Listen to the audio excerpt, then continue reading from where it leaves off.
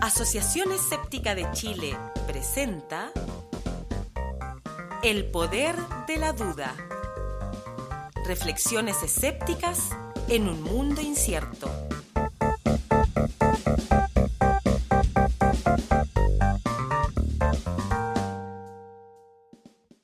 ¿Qué tal? ¿Cómo están? Bienvenidos al Poder de la Duda una vez más. Nos juntamos con más frecuencia de lo que veníamos haciendo durante el último año prácticamente.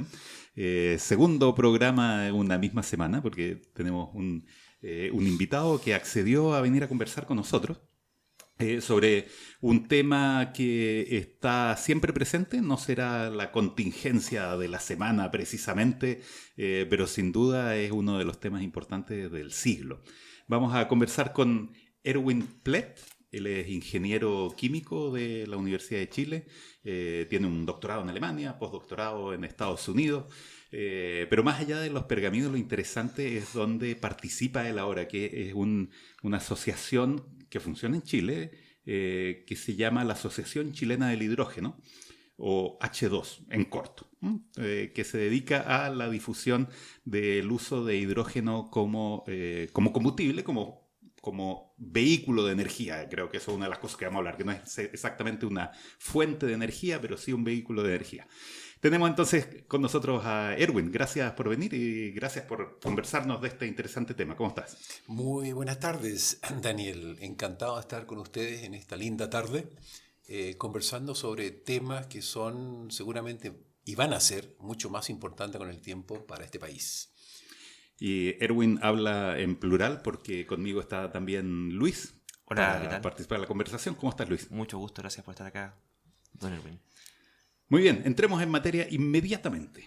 ¿Qué es esto de una asociación dedicada al hidrógeno? Yo me voy a imaginar bastante bien una asociación dedicada al oro, por ejemplo, ¿no? Pero esas uno se las imagina como un rico MacPato. Pero ¿qué hace una asociación dedicada al hidrógeno? Cuéntanos un poco, Erwin, por favor.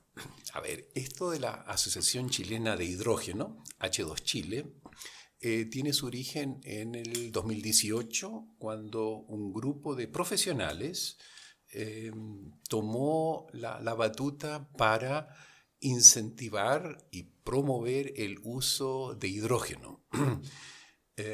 Hidrógeno, desde el colegio seguramente muchos sabemos que existe el hidrógeno, el que estaba en la tabla periódica a la izquierda arriba, ¿no es cierto? Algo raro, un gas en el estado natural, es solamente un gas. Y la idea acá es usarlo como algo que llamamos un vector energético. O sea, un acumulador de energía, no es más que eso. La gracia que tiene al final del día es que nos va a ayudar a descarbonizar nuestra matriz energética. Eso es la gran gracia que tiene el hidrógeno y de eso vamos a conversar hoy día, porque la parte de energía, y ese es el fuerte de lo que estoy haciendo también como persona, está presente en todas nuestras actividades. Nosotros sin energía no podemos vivir. Así que nuestros alimentos que comemos es para tener energía. ¿Y qué hacemos? Convertimos la energía que está en el alimento, ¿no es cierto?, en forma química, enlaces químicos, al final lo convertimos en energía mecánica para movernos o incluso para pensar. Así que algunos más que otros. Así que la parte de energía está presente en todas las actividades que tenemos nosotros como seres humanos.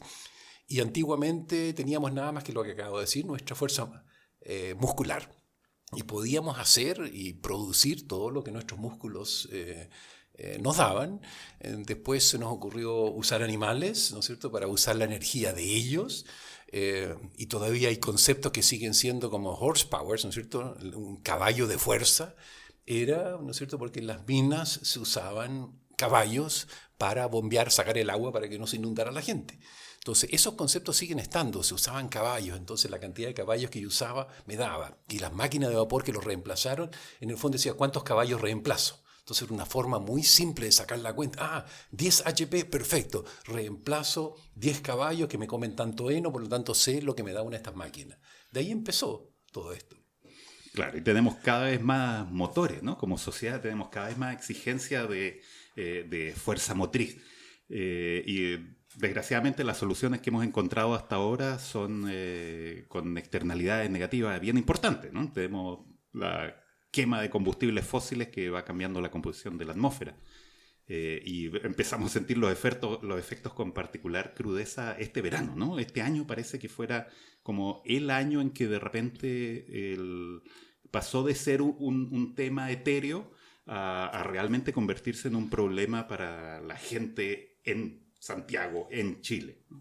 Yo creo que estamos cada vez más sensibilizados y es cosa ver las estadísticas, ¿no es cierto? Los años más calientes, 9 de los 10 son de los últimos 10. Entonces sí, ya estamos notando esto que parecía muy teórico, muy de científico, sí lo estamos notando, porque cada vez el tiempo como tal se pone cada vez más loco. Entonces una cosa es el tiempo del día y la otra cosa es el clima, que no es otra cosa que el tiempo promediado en 30 años. Eso es lo que llamamos clima, ¿no es cierto?, los cambios climáticos. Y se ven, ¿por qué? Porque estamos usando esa energía fósil. Ahora, no nos olvidemos, esa energía fósil no es otra cosa que energía solar, que las plantas guardaron, ¿no es cierto?, en forma estupenda, con la fotosíntesis, hicieron cadenas bastante largas, hoy día lo vemos la madera, ¿no es cierto?, pasó a petróleo, a carbón, pero no es otra cosa que energía solar acumulada, fosilizada. Ahora, para tener una proporción nomás, no sé, hay plantas, digamos, porque yo no estaba en ese tiempo, pero unos 1.000 millones de años, más o menos, que existen las plantas. Bueno, desde aquel entonces la energía solar se ha estado acumulando en esa forma, ¿no es cierto? 1.000 millones de años. Y nosotros desde que empezamos, y de eso estábamos al punto hablando de la revolución industrial, la primera, con el uso del carbón, simplemente estamos usando de vuelta esa energía solar y llevamos, ¿cuánto? 250 años máximo en eso, y nos quedarán, por decir algunos 50, o sea, en 300 años nos vamos a ver piteado esa energía que la naturaleza se demoró 1.000 millones de años. O sea, nos podemos felicitar como seres humanos porque somos 6 millones de veces más rápidos en comernos que en guardarnos. Pero eso obviamente de forma sarcástica, pero es así que no nos hemos dado cuenta que el volver a tirar todo ese carbono a la atmósfera sí nos está creando un problema. No al mundo, porque el mundo va a seguir, pierde cuidado. Somos nosotros los seres humanos los que vamos a tener problemas. Por ahí va la explicación. Ya, entonces hasta ahora hemos usado fundamentalmente combustibles fósiles, o tratados o no, o biomasa derechamente, leña, para nuestras necesidades de energía motriz, y calórica y otras, ¿no? ¿Cuál es la ventaja del hidrógeno? ¿Cómo reemplaza el hidrógeno en términos de producción energética, pero también en términos de beneficios ambientales? Creo que es bueno explicar un poquito lo del hidrógeno, porque no es algo nuevo, ¿eh? El señor Henry Cavendish descubrió esto hace 250 años, ¿eh? Que él hizo electrólisis, ¿cierto? Tomó agua, le puso de una batería, le puso los dos polos, y en uno de ellos salía hidrógeno y el otro oxígeno. Y esto todavía es un ejercicio que se hace en los colegios, ¿no es cierto? Uno separa el agua en sus dos componentes fundamentales y si lo junta de nuevo y le pone una llama, explota. No hay nada más lindo, ¿no es cierto?, que este gas que explota. Entonces es algo fabuloso que uno puede mostrar, motiva, dice que tremendo, y uno lo ha escuchado, ¿no es cierto?, que cuando uno junta nuevamente hidrógeno y oxígeno, se desprende nuevamente esa energía, que fue la que yo usé para separarlo, no es otra cosa. Entonces, el hidrógeno siempre ha habido y se ha usado, y hoy en día se usa en cantidades muy grandes. Lo que sí, la pregunta es de dónde lo estoy sacando hoy en día. Y hoy en día la mayor parte del hidrógeno, y hoy empezamos a hablar de colores, ¿no es cierto? Un hidrógeno negro, un hidrógeno gris, uno café, uno azul y uno verde. Hay de todos los colores. Y eso tiene que ver un poco con la fuente. Hoy día la mayor fuente para hacer hidrógeno viene del metano, del gas natural. Entonces un CH4 le saco, ¿no es cierto?, a altas temperaturas, alta presión, y le saco ese hidrógeno y lo uso. Lo uso en refinerías, lo uso para hacer amoníaco, para después hacer todos los fertilizantes que tenemos nosotros. Se usa. O sea, después, en proporción, se saca del carbón y del petróleo. Todo eso obviamente, son grandes cantidades de carbón que estoy quemando para sacar el hidrógeno, para poder usarlo. Se usa, por ejemplo, en los aceites y grasas. Si yo quiero hacer una buena margarina, tengo que hidratarla, le meto hidrógeno, para hacerla más dura. Entonces también en la industria alimenticia se está usando el hidrógeno, así que es una cosa que se usa hace mucho tiempo, pero siempre ha sido cara el generarlo, y obviamente lo estamos pagando en la parte ambiental más todavía, porque si tengo que quemar para tener 1 kilo de hidrógeno, al final tengo 10 kilos de CO2, es caro ambientalmente, es muy barato comprar un gas natural, pero es caro. Y la industria esta no es pequeña, la industria del hidrógeno hoy en día, si vemos lo que en el mundo se mueve, estamos hablando de unos 150 billones de dólares, billones americanos, no 150.000 millones. 150.000 millones de dólares. Al Eso año. es lo que el trading, lo que se busca en el mundo. Para tener una comparación, a nosotros que nos gusta hablar del cobre en Chile, bueno, esos son solo 91 billones en el mundo. O sea, esta industria del hidrógeno es casi el doble de la industria del cobre a nivel mundial. Entonces, está bien, a nosotros nos parece algo nuevo, no es tan nuevo, y se usa en grandes cantidades. ¿Okay? Ahora, donde viene la diferencia es que ese hidrógeno gris o el hidrógeno negro se hace quemando otros combustibles, ¿no? Al final quemándolos a alta temperatura, y lo que nosotros estamos promoviendo es lo que se llama el hidrógeno verde, el que yo hago del agua con electricidad renovable. Ahí es donde viene la gran gracia. O sea, yo la electricidad renovable, estamos hablando de todas las formas, ¿no es cierto? Fotovoltaicas, eólica, geotérmicas, lo que sea. El problema que tenemos en muchas de esas energías renovables es que son intermitentes. Por una simple razón, ¿no es cierto? En la noche no hay sol y sin embargo quiero prender mis ampolletas. Cuando tengo viento, poco viento, no se mueve el molino. Si tengo demasiado viento, tengo que sacarlo del viento porque si no se me rompe. Entonces son intermitentes. El fotovoltaico muy bonito y viene una nube y se me baja la potencia 30%. Entonces, ¿cómo lo compenso? ¿Cómo lo puedo guardar? Una de las formas de guardar la electricidad es con batería, ¿cierto? Ahí viva nuestro litio, viva todo eso, pero todavía es muy caro y muy pesado. En cambio, el hidrógeno es una de las formas de almacenarlo, que es muy liviano. Es una de las tantas formas de almacenar energía. Entonces, no es que sea otra energía, sino que cómo hago yo un vector energético, cómo puedo almacenar energía y usarla cuando la necesito, no cuando la genero. Claro, que es uno de los desbalances importantes de la producción eléctrica, ¿no? Que produces cuando hay una fuente disponible, no necesariamente en la misma medida en que requiere tu demanda. Y en ese sentido vendría funcionalmente, por ejemplo, a reemplazar el uso que se hace del petróleo. O sea, así como tengo un estanque con petróleo, podría sacarlo y poner un estanque con hidrógeno y obtener la energía que requiera para la faena. Exactamente eso se trata, de cómo guardo energía para cuando la necesito. Entonces, la gracia que tienen los combustibles, sobre todo, por ejemplo, petróleo, diésel o benzina, es que tengo a disposición una gran potencia cuando la necesito. Pensemos, por ejemplo, grandes consumidores de petróleo, diésel, como los camiones en la minería, ¿no es cierto? Estos camiones CAEX de 300 toneladas, que son unos monstruos, ¿no es cierto?, con neumáticos de 4 metros de diámetro. Bueno, estas orugas que andan dando vuelta ya consumen, depende de las que sean, pero el orden entre 4.000 y 7.000 litros de diésel al día. Hay 1.650 camiones de eso en Chile. Multiplica nomás. Entonces son cantidades inmensas de grandes y claro, puedo tener un estanque de 2.000 litros, lo lleno 3 veces al día, ¿no es cierto? En un par de minutos lo tengo lleno. Si trato de hacer esa misma gracia con baterías, primero que nada tendría que demorarme mis 10 horas en cargarlo y cualquier gerente me dice, estás loco, yo los camiones necesito para andar y no para estar cargando.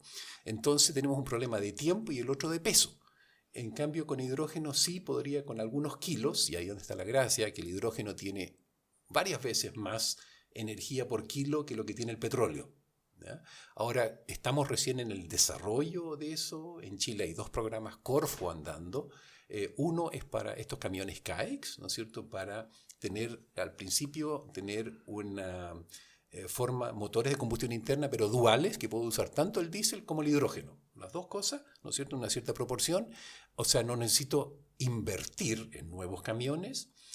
Lo puedo hacer en esa forma. Y el segundo programa de Corfo que hay es para minería subterránea, que significa sacarle el motor de combustión interna y poner una celda de combustible. Eso es lo que hace. Esa celda de combustible toma el hidrógeno, produce de vuelta la electricidad y algo de calor. Entonces, la única emisión que tiene esa fuente es agua, y agua pura, purísima. Entonces cambia en la minería subterránea sustancialmente, no solo la parte de qué es lo que me está generando, qué energía estoy usando ahí, sino que en la minería subterránea es más importante todavía la ventilación. ¿No es cierto? Porque si tengo un diésel andando, un camión, tengo que sacar muchísimo aire, tengo que tener tremendos canales, y esos son ventiladores, que hoy día, ¿no es cierto?, lo estoy echando a andar con la electricidad y el diésel me está haciendo humo y estoy sacándole para que no se me mueran los mineros. A ver, hasta el momento tu explicación me parece fascinante, pero hay algo fundamental que no entiendo. Con todos estos beneficios, ¿por qué no estamos usando motores a hidrógeno hace mucho tiempo? ¿Hay algún desafío técnico que falta por superar? ¿O es una cosa de política de convicción de personajes clave? ¿Por qué no estamos usando ya motores a hidrógeno? Daniel, muy simple, porque son los números los que nos dan, es la plata, que es lo que me cuesta. Entonces, ahí donde está la diferencia, ¿no es cierto? Hoy en día el petróleo sigue siendo sumamente barato, de que se trance a $50 o $100 el barril es una cosa, ¿cuánto me cuesta bombearlo? La nada misma. Entonces, una cosa de guerra de precios. El hacer hidrógeno con electricidad, como digo, se hace mucho tiempo, pero es cuando puedo pagar ese precio, cuando lo quiero limpio. Hoy en día, la gracia que tienen las energías renovables es que han bajado en tal forma el precio que hoy día ya podemos ser competitivos entre el hidrógeno gris, ¿no es cierto?, y el hidrógeno verde. Pero no en todas partes. Y eso es lo bonito. Si uno mira lo que dice la Agencia Internacional de Energía, la AIE, dice que Chile es un país privilegiado, es donde se va a poder hacer el hidrógeno verde más barato del mundo. Entonces, sí, nosotros vamos a estar en la posición de competir en precio con el hidrógeno gris. Entonces, ahí cambia la ecuación, porque si hoy en día la gente no quiere pagar más. Siempre tiene que ser barato, no importa que no sea económico, pero tiene que ser barato. Entonces, hoy en día hacer hidrógeno gris desde el gas natural sigue siendo más barato, del orden de unos $2 el kilo. Y nosotros en Chile, según la Agencia Internacional de Energía, nosotros podemos en Chile producir hidrógeno a $1,6 el kilo. O sea, seríamos competitivos. Ya, perdón, estoy monopolizando las preguntas acá. Yo sé que Luis tiene un montón de preguntas también. Pero estas son preguntas que yo tengo hace mucho tiempo y es buen momento para hacerlas. ¿Cómo anda la comparación de costo de hidrógeno versus diésel, por ejemplo? Pero no en términos de kilo, porque la capacidad de producir energía es distinta, sino que en términos de kilojoule o lo que sea. De energía más que peso, claro. O masa, sí. Porque si tú me dices que son un par de dólares por kilo de hidrógeno y el kilo de hidrógeno es capaz de producir mucho más energía que su equivalente en peso o en volumen de un hidrocarburo, entonces parece que la ecuación calza aún más a favor del hidrógeno. Sí, Daniel, pero de nuevo creo que tenemos que en este punto sincerar los costos. Nosotros tenemos una tremenda subvención al diésel. Entonces, sí, puede ser que el metro cúbico. No, tenemos una subvención social tremenda de alta. Porque lo que yo pago en la estación de servicio, no sé, el diésel debe estar en unos 550 pesos, es nada más que lo que yo le pago a la estación de servicio. ¿Y quién paga los daños ambientales? El típico Moya. Y el Moya no es alguien, sino que somos todos nosotros. Entonces, la verdad, si algún momento le ponemos el precio real al diésel, cambia la ecuación. Entonces, ahí donde viene la diferencia es si yo sincero los costos directos y los costos indirectos, ya no es tan barato el diésel. ¿No es cierto? Claro. Que no es tan barato. Y ahora, racionalmente, en el fondo, es una locura lo que hacemos con un motor diésel, en que si tú calculas la energía, y por eso cuando tú hablaste de Joule, la energía que contiene ese petróleo, comparado con la energía cinética que usa el camión para mover las piedras, la eficiencia de ese proceso no va más allá del 15 al 20%. O sea, realmente yo lo que quiero es mover piedras, pero ¿qué es lo que hago? Quemo diésel, de los cuales el 15% es para mover piedras y el resto sale por el tubo de escape, con todo el problema detrás. Entonces, el que tiene energía, y si yo la conversión la hago tan mala como es un motor diésel, que es más eficiente que el bencinero, ¿no es cierto? El motor diésel tiene más eficiencia que un motor Otto, el bencinero. Pero, sin embargo, llevamos, ¿cuánto? Más de 100 años desarrollando motores diésel y hemos llegado a una eficiencia energética del, no sé, ponle 18, 20%, no es más allá. Con mucho turbo y cualquier cosa que le pongamos, es pésima la conversión de energía que tenemos entre la energía química que tenemos almacenada en el petróleo que lo que realmente hacemos.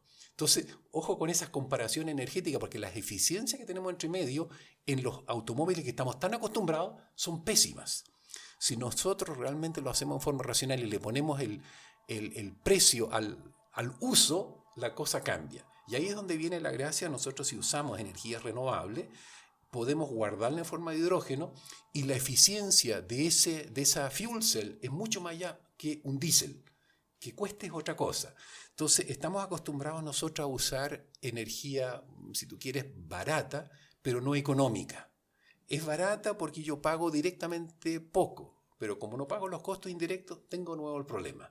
Que la sociedad hasta ahora no lo castiga, ¿no es cierto? Yo hago humo. Veamos el Transantiago. Compramos los buses más baratos que habían con toda la humareda que tenemos. Entonces, la pregunta nueva, ¿qué es lo que vale el kilowatt o qué es lo que vale el joule con una ciudad sin este humo? O sea, los estoy desviando en eso porque no es fácil comparar. Hay que comparar peras con peras y no peras con manzanas, porque cuando no pensamos en toda nuestra sociedad estamos muy economicistas, diciendo cuánto me cuesta esto a mí personalmente hoy día, y no cuánto nos cuesta a nosotros como sociedad. Claro. Y que eso en Chile es sintomático, de hecho, a propósito de lo que estamos viviendo en este momento desde el punto de vista de la crisis política, por supuesto. Como hasta qué punto priman los intereses particulares por sobre los intereses generales, ¿cierto? Ahora, habló usted de la eficiencia en este caso de los motores, ¿sí? También está el otro factor, que es la eficiencia al momento de la producción.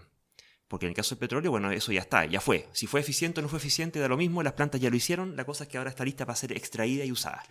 En cambio, en la producción de hidrógeno, bueno, hay que producirlo, hay que invertir energía en ello y de cierta... Va a pasar lo mismo, ¿cierto? De tanta energía que yo gaste, tanta energía voy a poder conseguir finalmente guardar en el hidrógeno. Entonces ahí mi primera pregunta es ¿cuál es la eficiencia en el proceso de producción? Esta conversión de energía en energía, ¿cuál es el ratio de energía que yo gasto para almacenar?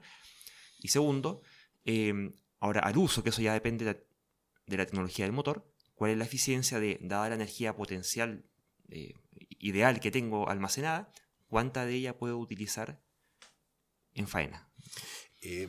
Para contestar eso, al final de cuentas, y eso es lo que pasa, hay que ponerle precio. O sea, tengo que decir cuánto estoy gastando para hacer una cierta función, lo que no es tan fácil. Quisiera precisar pero esto es una pregunta en términos de cantidad de energía. Después veamos cuánto cuesta. Sí.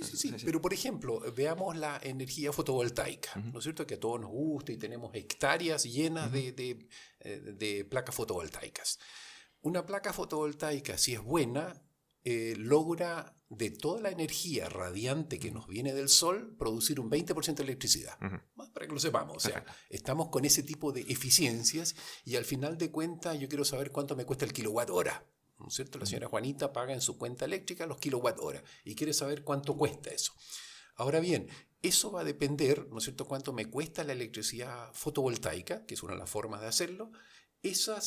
Todas estas energías renovables solamente necesitan capital inicial, ¿no? Acuérdense, yo tengo que poner tantos metros cuadrados de placas fotovoltaicas, los costos operacionales son tendientes a cero, porque una vez que lo tengo armado, creo que tengo que limpiarlas de vez en cuando y eso es todo. No hay nada más que tenga que hacer. Entonces, el precio al cual me sale esa electricidad va a depender en mayor proporción que lo que me cuesta la inversión. Y esa la reparto, por decir algo, en 20 años, ¿no es cierto? En cómodas cuotas anuales pago esos costos de capital, porque los costos operacionales siempre son tendientes a cero. Cuando yo uso la energía para hacer la misma electricidad, uso, por ejemplo, carbón, ¿no es cierto? Compro carbón. De esa energía que yo compro en el carbón, el 30% sale por los alambres, como energía eléctrica, y el 70% sale por la chimenea. Se perdió. Claro. Yo podría hacer turbinas a gas, como por ejemplo vemos este Renca 2, que es la más eficiente que tenemos en Chile. Del gas que yo compro, de energía que contiene el gas, el 42% sale por el alambre y el otro porcentaje es para calentar Santiago. Entonces, es una locura lo que estamos haciendo ahí en cuanto a qué es lo que me cuesta. Pero bien, volvamos al punto inicial. Si yo tengo una electricidad renovable muy barata, voy a poder hacer hidrógeno muy barato. Entonces, al final de cuentas, es qué es lo que me cuesta mover un auto. Si lo tomamos en la electromovilidad, que es una cosa muy bonita que viene ahora. Entonces, la electromovilidad, yo puedo poner baterías, ¿no es cierto? Puedo cargar mi auto de noche, me demoro las 10 horas y lo tengo cargado para el día siguiente. Y ahí puedo andar por el día y en la noche vuelvo a cargarlo. Eso lo puedo hacer en un radio urbano. Si yo quiero hacer esos mismos autos eléctricos, pero quiero que vayan más lejos, o un bus, ¿no es cierto?, que tiene que ir a, no sé, a La Serena. Yo no puedo decir, mira, para cada 100 kilómetros, demórate 10 horas en cargar tu batería y llega. Ahí es donde entra el hidrógeno. Yo esos mismos motores eléctricos, en vez de hacerlo andar con electricidad viniendo de batería, lo hago con electricidad viniendo de una celda combustible. Entonces basta que yo le ponga un par de kilos encima, como andan trenes, ¿no es cierto?, y llegan a destino porque tienen la energía suficiente para no tener que recargar entre medio. Y una cosa se nos olvida un poco a nosotros, es que si yo hoy día, y quiero darle cifra, si yo hoy día voy a una estación de servicio y le digo al bombero, llénemelo, la cantidad la potencia con la que yo estoy cargando eso es del orden de 4 megawatts. O sea, es lo mismo que consumen 4.000 casas en electricidad. ¿No es cierto? Cada casa tiene de orden entre 3 y 4 kilowatts, que es la potencia máxima que yo puedo sacarle. Bueno, la estación de servicio, cuando me carga mi auto a benzina hoy en día, son 1.000 casas. Es lo mismo equivalente. Entonces estamos acostumbrados a que la energía tiene que ser rápido y por favor límpieme los vidrios. Eso con un auto eléctrico no va a funcionar y ahí es donde entra la diferencia con un auto de hidrógeno, es igual de rápido. Cargar un bus con hidrógeno es igual que cargarlo con diésel. Entonces son cosas de hábitos también. No es fácil cambiarlas, es muy fácil cambiar tecnología, es muy difícil cambiar hábitos de las personas. Por cierto, ahora, ¿esto sería bajo la modalidad de relleno de un estanque fijo adosado al vehículo? ¿O podría ser como ocurre con los balones de gas domiciliarios, ¿cierto? Que yo te paso el vacío, tú me pasas el lleno y lo instalo. ¿Cuál de las dos modalidades? Se pueden hacer las dos modalidades. Y por ejemplo, depende si yo tengo un automóvil particular, yo sé que el 96% del tiempo está estacionado. O en la casa o en la pega. O sea, tengo tiempos botados tremendos para poder cargarlo. No así si yo tengo una operación 24/7. Esas son típicas operaciones, por ejemplo, en centros de distribución. Cuando tengo lo que llamamos en Chile los yales, ¿no es cierto? Uh-huh. Los montacargas. Todas las empresas grandes en Estados Unidos ya sus montacargas los han pasado a hidrógeno. Porque si yo los tengo como los teníamos antes en batería, necesito un set de batería, cambiar una batería también son muchos minutos, porque estamos hablando de no un enchufecito, sino que tremenda potencia que hay que transmitir. Por lo tanto, hoy en día, cuando son 24/7, necesito menos equipo, los recargo en tiempo récord y sigo andando. Entonces, es tan rápido eso como cargar gas licuado hoy en día.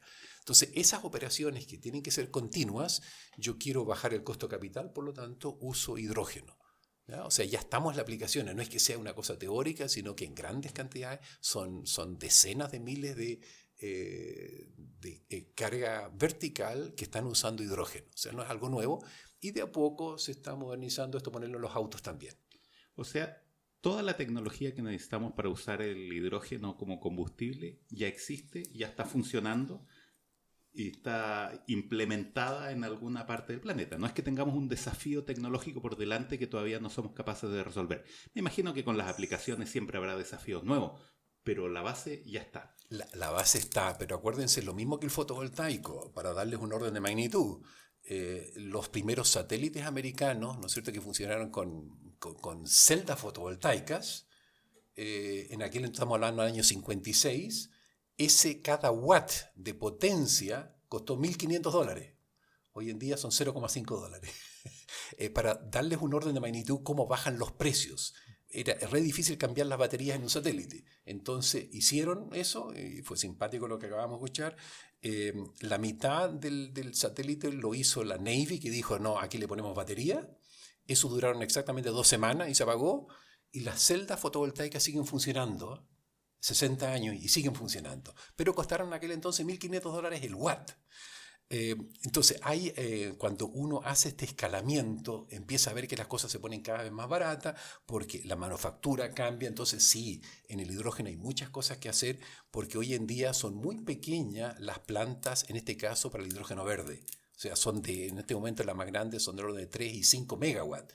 Y acá lo que podemos hacer en Chile estamos hablando de gigawatts. O sea, 1000 veces más, y ahí hay unos desafíos tecnológicos no menores de cómo lo almaceno, cómo lo muevo. O sea, en desarrollo no se preocupen, va a haber muchísimo que hacer, pero la gracia, la expectativa es una bajada de precio enorme que todavía viene con toda esa tecnología. Eso es lo bonito que viene. Uno no puede evitar preguntar, yo me imagino que esto te lo habrán preguntado miles de veces, pero cuando uno habla del hidrógeno, lo primero que uno piensa es el Hindenburg quemándose, tratando de aterrizar. ¿Hay esta peligrosidad del hidrógeno como combustible o es similar a la peligrosidad de la benzina, por ejemplo? Dependiendo de cuál sea tu respuesta, si existen las soluciones tecnológicas para eso también, como para manipular este elemento. Me gusta tu pregunta, Daniel, porque calza 100% en este programa, que son los mitos. Eso de que haya explotado el hidrógeno en el Hindenburg no es así. Lo que se inflamó fue la envoltura que tenía, ¿no es cierto? Que era, en el fondo, en aquel entonces eran gomas, ¿no es cierto? Y eso fue lo que con un rayo se encendió. No fue un problema del hidrógeno, después agarra. Pero la gracia que tiene, y esa es la comparación de la que tú estabas haciendo, el hidrógeno es el elemento más liviano que tenemos. Entonces, si hay un derrame, entre comillas, ese sale inmediatamente hacia arriba, porque es, ¿qué es lo que es? Si lo tomas 2 con 28, es 14 veces más liviano que el aire. Entonces inmediatamente se desplaza. De hecho, si tú ves los estanques de los trenes y todo, están todos en el techo. O sea, no están abajo, sino que están en el techo de los trenes. Entonces, si hay algún escape, esto se va inmediatamente arriba. No existe esto como la benzina, ¿no es cierto? Que uno tiene una poza de benzina cuando choca un auto y de a poco esos vapores se incendian y quedan debajo del aire. Entonces, se han hecho muchísimas pruebas con eso. No es esa peligrosidad. Sí que es un gas que se quema, pero hoy en día a nosotros se nos olvida la cantidad de accidentes que hay en bencineras. Como no es noticia, a nadie le interesa hoy en día qué es lo que pasa. Simplemente no sale en la noticia. Se ha trabajado mucho en la tecnología del hidrógeno, así que todas esas seguridades hay y son estaciones de servicio que las hay en Japón, las hay en Europa, como cualquiera otra. O sea, ¿no es cierto? Con todo el seguro, es más seguro todavía que la benzina, porque no es solamente la conexión del hidrógeno, sino que información. Le pregunta cuánto tiene tu tanque, a qué presión estás, qué es lo que está. Entonces hay mucha electrónica hoy en día que se asegura que esté la conexión y si no, no echa a andar la bomba. O sea, no es una cosa loca. Y se usa ya en espacios abiertos con un público común y corriente que lo hace. O sea, no hay, esa tecnología está y está popularizada. Y para darles un tip más allá de los hidrógenos, Japón se declaró sociedad del hidrógeno. Mira lo que están haciendo.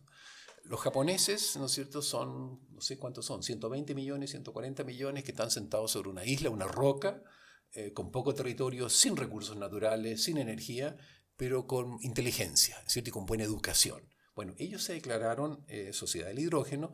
¿Para qué? Para vender tecnología de hidrógeno. ¿Y cómo se hace eso? Hay que popularizarlo. ¿Y qué van a hacer concretamente en junio de este año en las Olimpiadas en Tokio? Toda la Villa Olímpica funciona 100% con hidrógeno. O sea, los buses, los autos, la calefacción, todo va a funcionar con hidrógeno para demostrar al mundo, mira qué se puede hacer. Entonces, ellos sí que han tomado plata en la mano diciendo, mira, acá tenemos tecnología. Entonces, los japoneses, ¿no es cierto?, están importando el acero, están importando el plástico y nosotros compramos autos. Esa es la gracia, es el valor agregado. No es lo que vale la materia prima, sino que el valor agregado. Este hidrógeno, al momento de usarlo como combustible, ¿es el término correcto, combustible? Sí, lo puedo quemar, o una celda de combustible lo que hace también, en el fondo lo está combinando con el oxígeno, sale un electrón nuevamente, ¿no es cierto?, que lo uso como electricidad y el resto se me va en calor. La forma de almacenamiento es hidrógeno molecular. El hidrógeno va a estar como H2 como claro. Molécula, no como átomo, ¿no es Claro, cierto? Porque se junta inmediatamente, siempre está como H2. ¿Y solamente se mezcla y ya está? ¿O hay que hacerle una chispa o algo por el estilo? A ver, a propósito de eso, el hidrógeno se puede quemar si tengo oxígeno con muy baja chispa. O sea, basta una pequeña chispa y se prende, ¿no es cierto? Entonces yo en estas celdas de combustible que son cerradas no hay llama, no nada de eso, sino que es una combinación en la cual yo estoy juntando un hidrógeno, ¿no es cierto?, 2 hidrógenos, y un oxígeno, y hago una molécula de agua. Esa es la que sale al otro lado, entrego un electrón, y ese es el que uso yo en los motores eléctricos. Los autos a hidrógeno son autos eléctricos, usan un motor eléctrico. La gracia que tienen es tener una pequeña batería, porque si ya que lo estoy haciendo así, yo cuando freno, puedo regenerativamente guardar esa energía que hoy en día en las balatas, ¿no es cierto?, o en los frenos de disco, simplemente los disipo en forma de calor.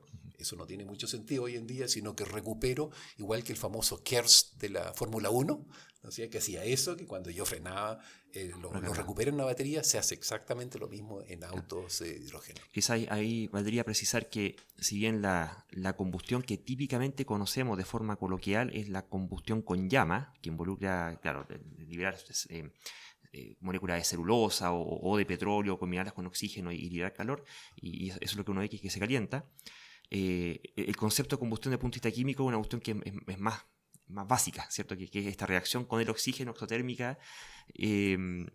Luis, es mucho más básica. Nosotros como seres humanos, ¿qué es lo que hacemos? Estamos quemando glucosa, es la ¿no es cierto? mitocondria. Glucosa, y al final, cuando respiramos, estamos inhalando oxígeno y exhalamos CO2, Exacto. anhídrido carbónico. Nosotros estamos quemando, sin una llama, porque la verdad que no tenemos llama, pero es una reacción, ¿no es cierto?, química de oxidación. Entonces, combustión simplemente es una oxidación muy violenta, no es otra cosa.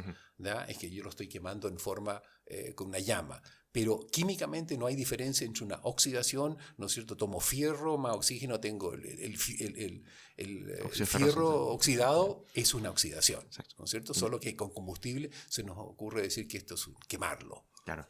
¿Y cuál sería la diferencia entre combustión y explosión? Es nada más que la velocidad con la que, en el fondo, es la potencia que estoy desarrollando. Si lo hago muy rápido, esta combustión, entonces una explosión. No es que sea algo diferente. Y a propósito de eso, quiero recalcar el punto de que el hidrógeno, el gran uso que tiene el hidrógeno es para hacer amoníaco, y con el amoníaco hago los explosivos, ¿no? A propósito de nitrato de amonio. Entonces, en ese tipo de cosas estamos, en que podemos hacer todos esos explosivos también a partir del hidrógeno, que no es otra cosa que tener energía barata, ¿ya? Y energía renovable. Por ahí va la gran gracia, porque el viento va a ser renovable, el sol va a ser renovable, y nos vamos a estar quemando estos hidrocarburos que están guardaditos en la tierra, y que si somos inteligentes podríamos hacer cosas mucho más bonitas con eso que quemarlo. Erwin, me quedo dando vuelta cómo funciona la extracción de energía finalmente a partir del hidrógeno, y tú mencionaste el caso de que lo que extrae es electricidad, ¿no? Pero esta reacción química tiene en la celda de combustible. Y justamente para allá iba mi pregunta, si uno puede aprovechar también el calor de esta reacción en una planta generadora, por ejemplo, en que uno tenga... uno capture los electrones por un lado y use el calor por otro lado para hacer hervir agua, o como sea el proceso para mover una turbina. ¿Eso está también desarrollado? ¿Se puede hacer de partida? ¿Y si está más o menos desarrollado? Sí, está bien desarrollado. Incluso te puedo decir que, a propósito del ejemplo de Japón, ellos lo que están haciendo calefactores con hidrógeno. O sea, lo que les interesa es la parte térmica. Y de hecho, hoy en día, yo en turbinas las puedo usar con gas natural, y hay turbinas que funcionan ya con 100% hidrógeno. O sea, ahí estoy realmente quemando el hidrógeno, ¿no es cierto?, con el oxígeno del aire, y estoy usando toda esa energía térmica para que se mueva la turbina. Entonces, lo que se está haciendo cada vez más, los fabricantes de turbina están viendo de cambiar el combustible. Ahí estamos hablando solo de quemarlo, ¿no es cierto?, y producir aire caliente, con lo cual se van a mover las aspas. Sí, ahí ya todos los fabricantes se están dedicando a cómo llegan al 100% de hidrógeno, porque sería ideal si no estoy quemando ni gas natural ni nada, sino que estoy quemando el hidrógeno, que lo tengo en un estanque, entonces totalmente libre de emisiones. Esa es la gracia de usar 100% la parte térmica, tanto en turbinas como en calefacción.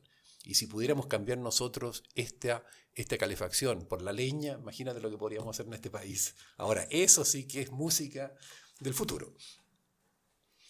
Pero como dato, no es poco, ¿eh? Los japoneses ya han desarrollado esto y tienen del orden de 250.000 estufas andando. O sea, no se trata de planes pilotos, sino que se trata de ver cómo funciona, cómo hago el servicio, qué necesito. Y para eso, hoy en día, los japoneses están usando simplemente hidrógeno gris. No importa, porque voy a desarrollar, a la turbina le da lo mismo cómo hice el hidrógeno.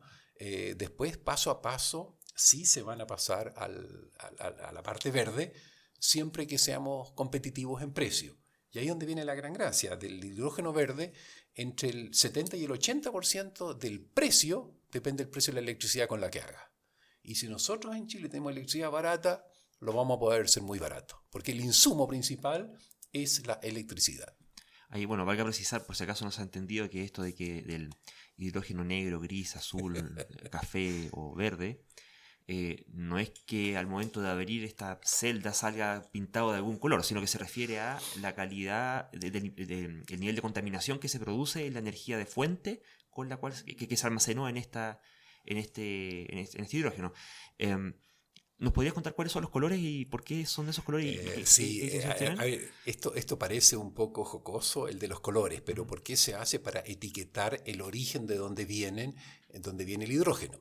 Entonces es bastante simple. Si lo hago de carbón, es hidrógeno negro, ¿no es cierto? Yo puedo quemar carbón, lo reformo con agua y saco de ahí el hidrógeno, con mucha energía. No importa, porque si es barata, lo hago.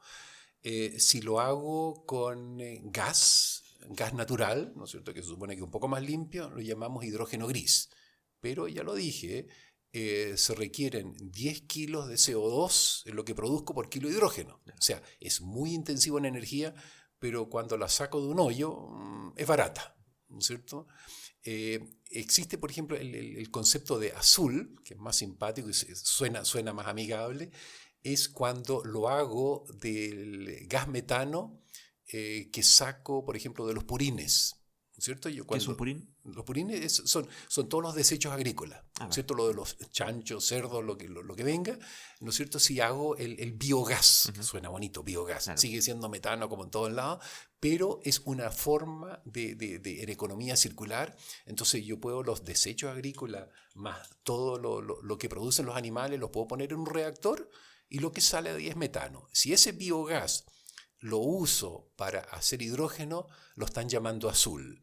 Y porque eso tiene que ver incluso con subvenciones, ¿no es cierto? Si lo puedo etiquetar que es un poco más verde, porque en este caso sería carbono neutral, entonces sí puedo acceder en la Unión Europea, ¿no es cierto?, a ciertas subvenciones que tengo. Entonces le digo, mira, no es tan feo como el gris, sí se hace de metano, pero ese lo estoy reciclando. Entonces, por eso que vienen esas etiquetas. Ahora, el verde tiene que ver no con cualquier electricidad. O sea, si yo hoy día hago hidrógeno en Chile, no es verde, porque mi matriz eléctrica, ¿no es cierto?, no es renovable. Entonces tampoco no le puedo poner esa etiqueta. Pero sí, si lo hago 100% de energía solar, eólica o lo que sea, sí va a ser verde. Entonces, hoy en día es una cosa de confiabilidad, y si la sociedad me paga el ser limpio o no me lo paga. Va a ir cambiando la cosa. Si yo puedo hacer toda lo que tú preguntabas acerca de la energía térmica, si yo en la minería puedo tener los camiones con hidrógeno verde y no quemo esa cantidad de diésel, ¿no es cierto?, y lo hago con energía renovable, ese cobre es cobre verde, ¿no es cierto?, entre comillas. O sea, tiene una huella de carbono mucho más baja. Y pensémoslo en valor. Si yo me compro hoy día un Tesla y gasto, no sé, $100.000 por decir algo, también voy a preguntarme de dónde vienen los 60 kilos de cobre. Esos 60 kilos de cobre ustedes lo están haciendo con puro diésel, y yo soy verde, tengo un problema. Entonces, esos atributos hoy en día, ¿no es cierto?, son distintos si yo digo esto es sustentable.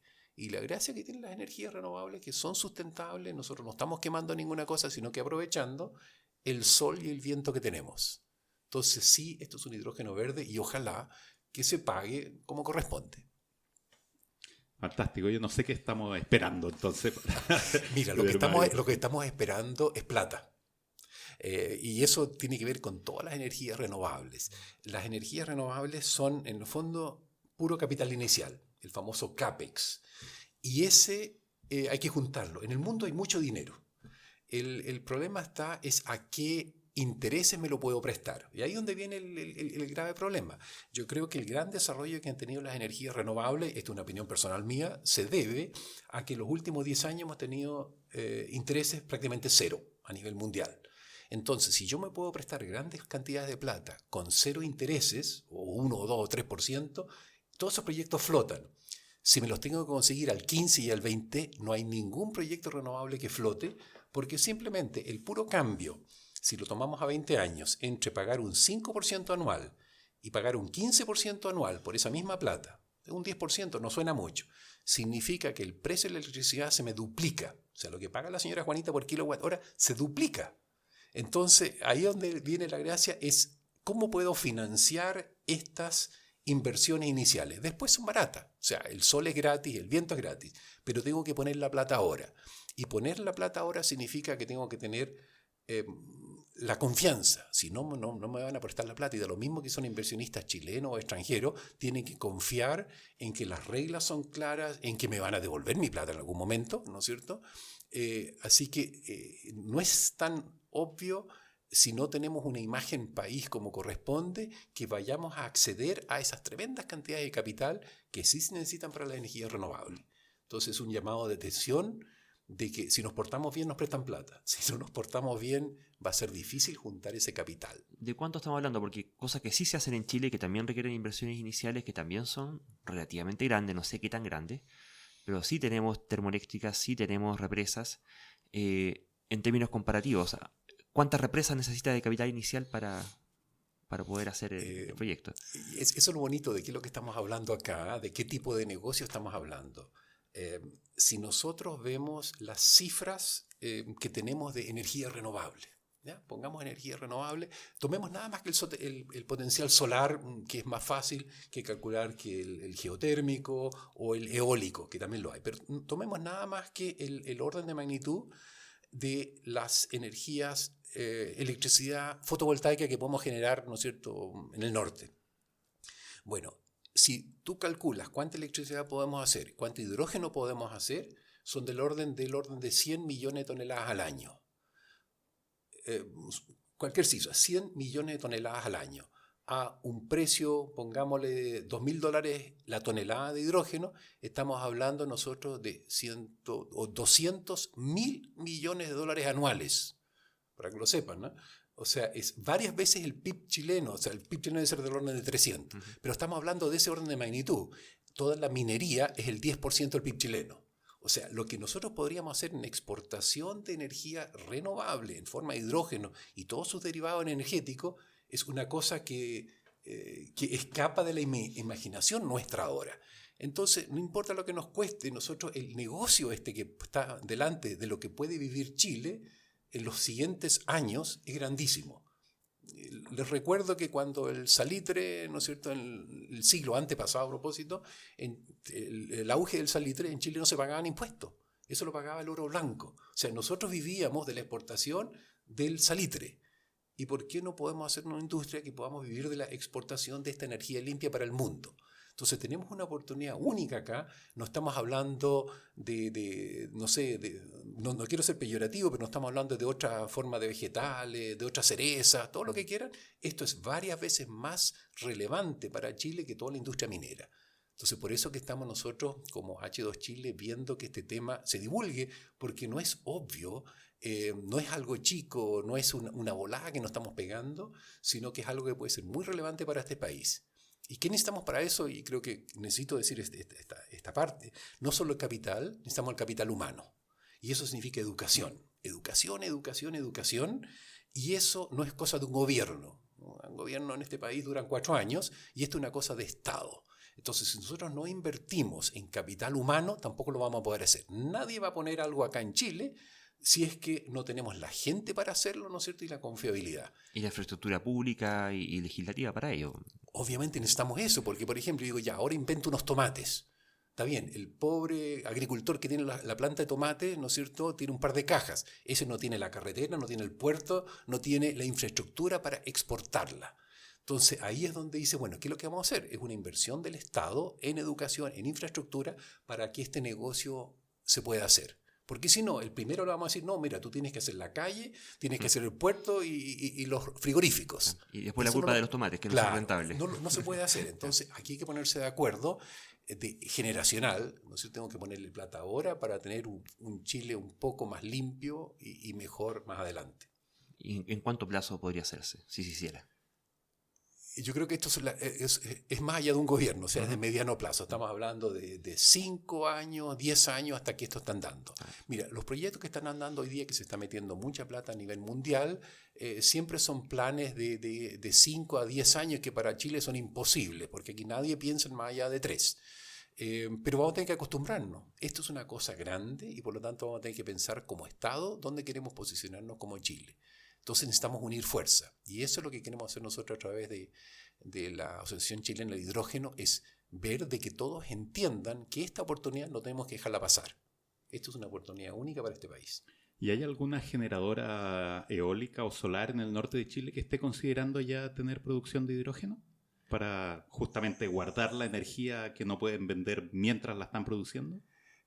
Sí, hay varios proyectos andando, pero vuelta al orden de magnitud, las plantas más grandes que se están haciendo hoy en día, por ejemplo en Alemania son 10 megawatts. O sea, suena harto, pero es poquitito con respecto a lo que tenemos en electricidad. Entonces se está escalando paso a paso esta tecnología hasta que sea relevante. Entonces, esto va a durar un tiempo. Entonces, en Europa sí en Asia los chinos están metiendo mucha plata en esto porque están viendo que para allá va la tendencia y por lo tanto los recursos que tenemos que ver de invertirlos bien, no gastarlos, sino que invertirlos para el futuro.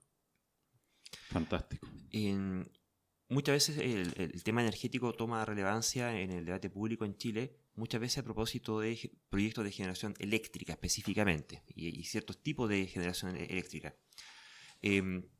Ignoro en este momento, ya perdí de memoria la cifra, cuántos gigawatts tenemos de capacidad de generación eléctrica en Chile, pero quería consultar si usted tiene el dato de cómo se compara la cantidad de energía eléctrica que consumimos en Chile versus la cantidad de energía total que se consume en Chile. Que esto involucraría otras cosas que no son necesariamente eléctricas, como por ejemplo lo que se usa con petróleo, lo que se usa con leña para calefacción, el petróleo para maquinaria en general. Pensando que el hidrógeno iría a abordar ambos frentes. Luis, la pregunta es muy relevante porque a nosotros se nos olvida en cosas de energía y tenemos una tremenda confusión entre electricidad y energía. Se habla en todos lados y se confunde cuando se está hablando de electricidad, de nuevo se habla de energía. Y para que lo sepan bien, la electricidad es solo el 23% de la energía que se consume en Chile. El 23%. Y sin embargo, todo nos parece, todo tiene que ser eléctrico. No, el problema lo tenemos con el otro 78%, que son los combustibles.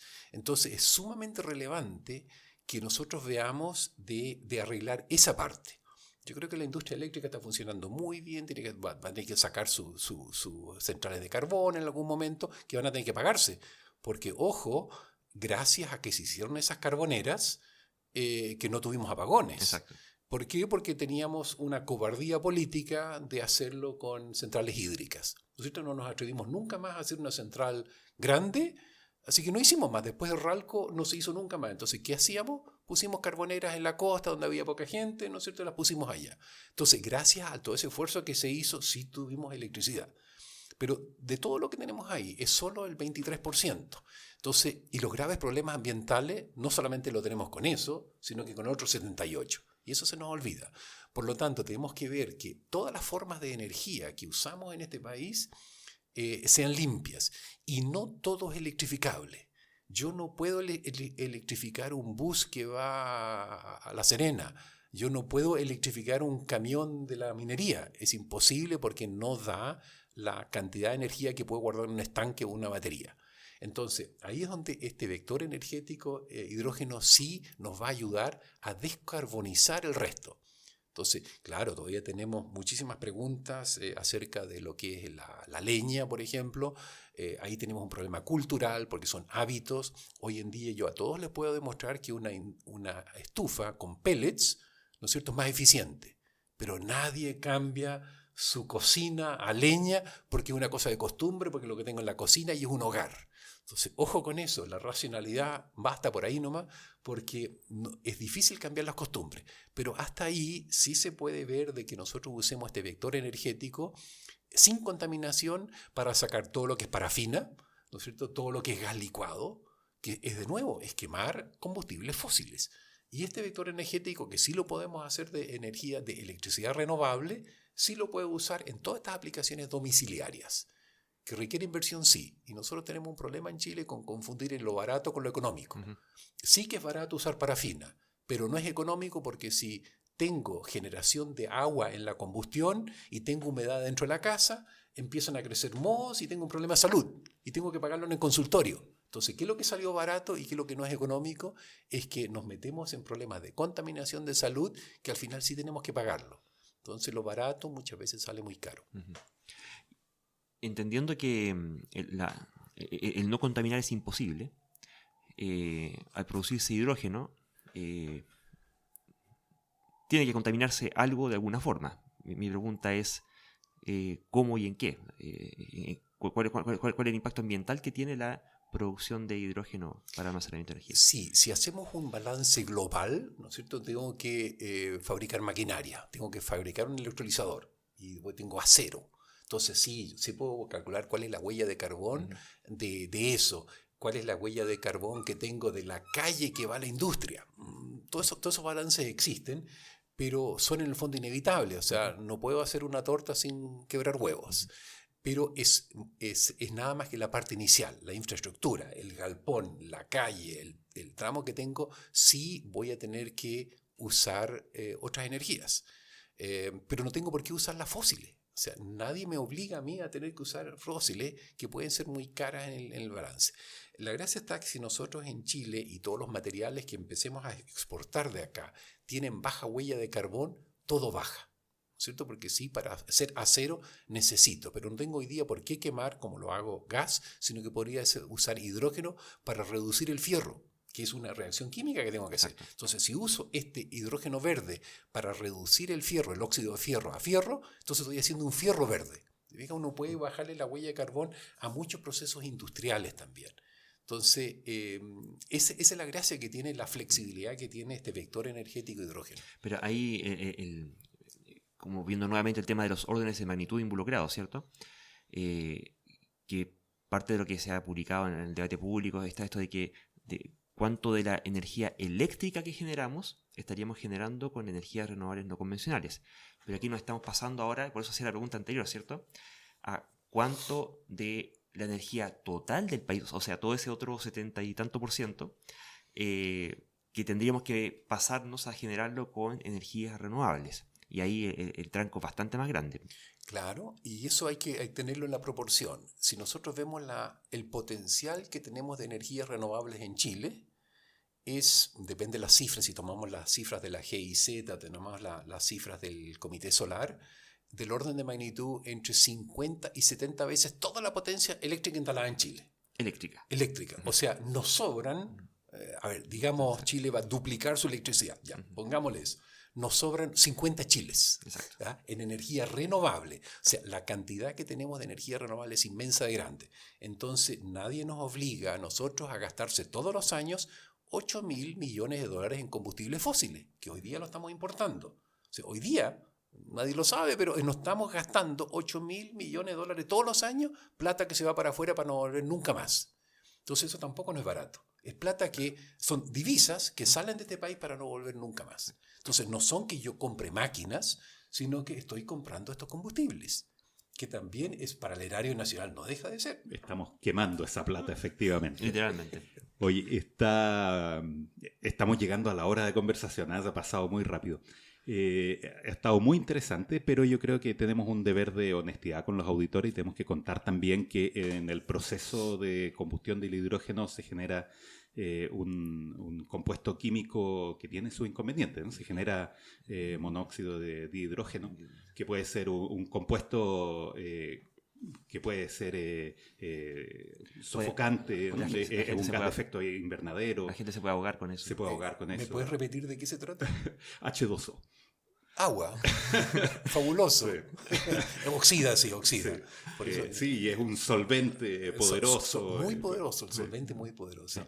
No, lo que en este caso, y quizás tengo que corregirlo, cuando uno lo usa como combustible y uno no usa oxígeno puro, ¿no es cierto? Si usa oxígeno puro como lo hacen todos los cohetes tienen un estanque de hidrógeno y tienen un estanque de oxígeno, ¿no es cierto? Porque en la atmósfera no hay oxígeno. arriba, ¿no es cierto? En la estratosfera no hay oxígeno. Si nosotros quemamos el hidrógeno con aire, ¿no es cierto? Y el aire es solo 21% de oxígeno y el otro 79% es nitrógeno. ¿Ya? Entonces, si nosotros quemamos a una temperatura muy alta, empezamos a quemar el nitrógeno. Y esos son los famosos NOx. ¿Ya? O sea, puedo tener N2O5, NO2, cualquier cosa. Lo famoso es cuando yo empiezo a quemar el nitrógeno, esos son gases que tengo problemas. Pero eso es cuando lo uso a alta temperatura. ¿Ya? Entonces sí puedo, porque empiezo a quemar el aire, que supone que el nitrógeno es neutral, pero a altas temperaturas sí se forma. Y ese es el problema que tienen hoy día los diésel, que cuando queman a muy alta temperatura, ¿no es cierto?, los niveles de contaminación en Europa no es por el CO2, sino que por el NOx, que es picante ese gas. Entonces hay que tener cuidado cuando uno quema con aire, no con oxígeno. Eso es cierto. Y distinguiendo el caso entonces si sería a un uso de baja temperatura o un uso de alta temperatura, siendo que en caso de baja temperatura podría ser que se quemara con aire. Claro, igual como lo hago hoy día con el auto de vecina, no tengo problemas. Normalmente no tengo de NOx, pero si ustedes lo ven en la revisión técnica van a ver que sí se miden. ¿Y qué es lo que se hace cuando están los NOx muy altos? El mecánico le pone un poco más aire y entonces simplemente está bajando la temperatura porque está usando un gas inerte para bajar la temperatura para que a la temperatura de combustión del auto no queme nitrógeno. ¿Ya? Eso sí. Entonces, en una celda de combustible obviamente no estoy quemando, no produce NOx. ¿Hay algún problema con que pueda producirse, pregunto porque lo ignoro, con algo así como el exceso de acumulación de vapor de agua en determinados contextos? No, a ver, a propósito del cambio climático, eso está dando vuelta, es algo indirecto. Sí, el agua, el vapor de agua también tiene gases, tiene efecto invernadero, pero es una consecuencia de la temperatura que tengo, ¿no es cierto?, en los mares. Pero no es que si yo tengo mucha humedad, lo hago, es al revés, una consecuencia del CO2. El CO2 sí refleja la radiación infrarroja. Acuérdense que nosotros del Sol recibimos la radiación en todo el espectro visible.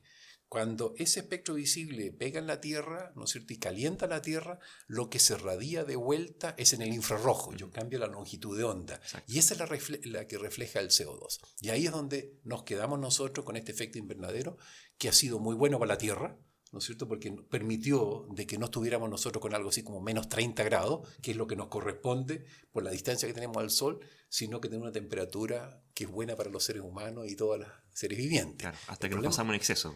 Cuando empezamos a devolver el carbón de nuevo acumulado a la atmósfera, empezamos con problemas, y que no son menores. ¿Qué mitos podría, como hemos conversado al comienzo, mitos referentes a toda la tecnología del hidrógeno como combustible? El primero, y ese creo que lo nombramos, el que es peligroso. ¿Cierto? La gente lo pone como peligroso, olvidándose de lo peligroso las cosas que hacemos hoy en día. Yo creo que nos pasa en todo ámbito, ¿no? Todo lo que es desconocido para el ser humano es peligroso. Entonces empezamos a meter mitos porque creemos que algo es peligroso. Un ejemplo atingente a este momento. Estamos todos preocupados, ¿no es cierto?, del virus, coronavirus en China, ¿no es cierto? Y si tú ves que solamente en Europa, del virus del resfrío, se mueren del orden de 30.000 personas todos los años que no salen en el diario. ¿No es cierto? Y estamos todos preocupados porque hay 200 y tantos muertos. Entonces, el virus sincicial, sí, todos los años se muere gente, sí, mira qué mala suerte. Y sin embargo, no sale en la televisión. Y tenemos un tremendo miedo por algo que no conocemos. El SARS, el otro que pasó, acuérdense, habían 8.000 infectados y se murieron 800 personas. Bueno, eso es lo que pasa en accidente del tránsito todos los fines de semana. Entonces, el hecho de que le tenemos un miedo a lo desconocido, le ponemos mito. Y que el hidrógeno es peligroso es un mito que hoy en día, con toda la tecnología que tenemos, ya no lo es. Pero es difícil sacarse los mitos de encima. Oye, fantástica conversación, Erwin. Millón de gracias por habernos acompañado acá. Creo que nos aclaró mucho la película en varios temas en los que uno no tiene a quién preguntarle, ¿eh? Yo había escuchado del hidrógeno en estas revistas de divulgación que terminan siendo poco serias, como la solución mágica pero inalcanzable. Y es súper ilustrador esto de aterrizarlo a cómo estamos hoy en día y cuáles son las oportunidades que tenemos en Chile para esto. Erwin, muchas gracias por estar con nosotros, ha sido un gusto. Encantado de estar con ustedes y estoy a disposición porque yo creo que este tema le vamos a tener que dar en los siguientes años muchas vueltas por la relevancia que tiene. ¿Ya? Entonces, encantado de estar con ustedes. Muchas gracias. Gracias a ustedes. Muy bien, y quedamos entonces para un próximo capítulo de El Poder de la Duda. Nos vemos.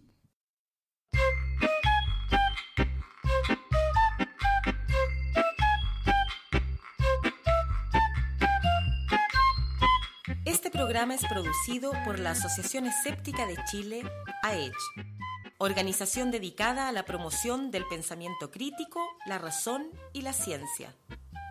Puedes visitarnos en nuestro sitio web www.aech.cl y encontrarnos en las redes sociales Facebook y Twitter. La música utilizada en este programa está bajo licencia Creative Commons. Los reconocimientos a los respectivos autores se encuentran en la página de publicación de este episodio.